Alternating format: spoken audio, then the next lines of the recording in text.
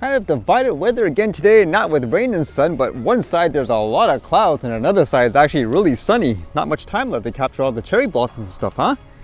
With that in mind, what did I read today? How about this one? More about law enforcement using drones. This one here, apparently they're using it for shoplifters. This one apparently happened a while back, but they decided to release, I guess, footage and stuff of it. It was kind of cool. This one says, DFR technology leads officers to a shoplifting suspect with criminal history.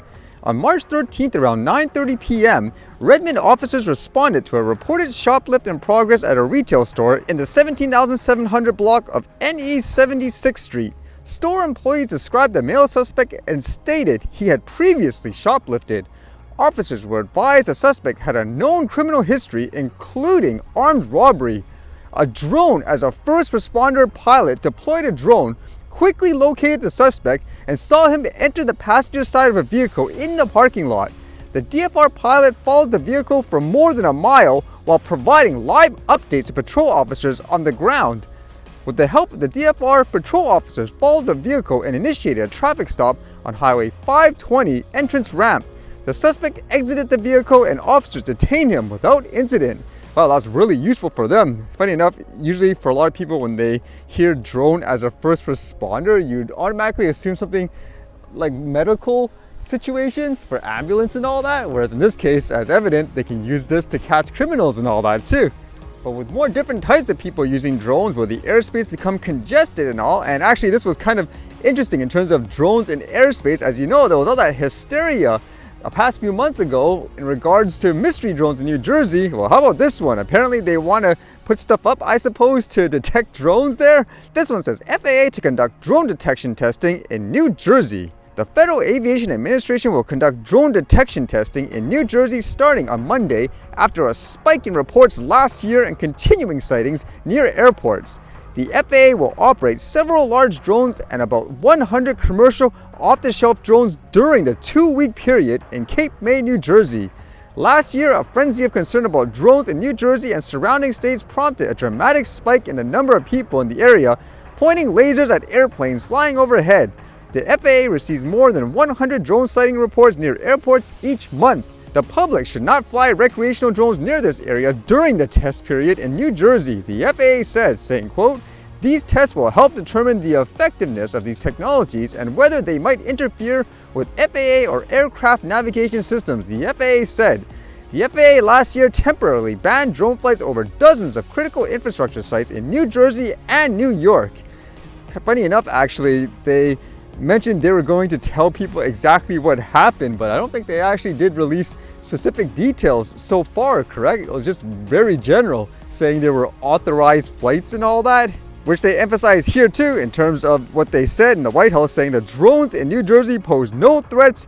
In time, it got worse due to curiosity. The White House said this was not the enemy. Makes you wonder what exactly it was, because why keep it such a secret before? They could just say, oh no, they're authorized drones, don't worry about it, whereas before they kept it so, I guess, secretive. But either way, in that area you'll be seeing a lot more drones. And with that thought, actually, in terms of just the airspace in general, what the heck was happening over the past few days? I mean, just recently, actually, apparently there was a huge helicopter crash around New York. I believe it was supposed to be a tour helicopter of sort. As you can see in the video, and from what people said, you can see, for example, parts of the helicopter just flew off and there was no chance in terms of it recovering as a result. Unfortunately, there were people on board who passed away. As it says here in a lot of reports, there were 6 people on board. And if that wasn't enough, apparently there was a plane crash in Boca Raton, Florida, apparently, and it says 3 people were killed on board. Is it just maintenance issue, for example? All the equipment is just getting outdated? What's going on? There's been too many incidents in recent times. It doesn't make traveling by air very, I guess, reassuring, huh?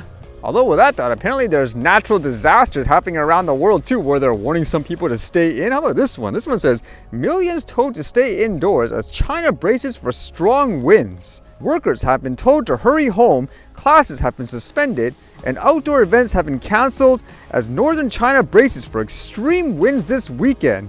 Millions have been urged to stay indoors, with some state media outlets warning that people weighing less than 50 kilograms, 110 pounds, about 8 stone, may be easily blown away. Winds reaching 150 kilometers per hour are expected to sweep Beijing, Tianjin, and other parts of the heavy region from Friday to Sunday as a cold vortex moves southeast from Mongolia. I'm actually wondering about things like structures actually. For example, poles and trees, because here anyways, when they had that wind, if you guys remember, it knocked down so much stuff. So this one's way harsher in terms of the intensity. I would imagine more stuff getting destroyed.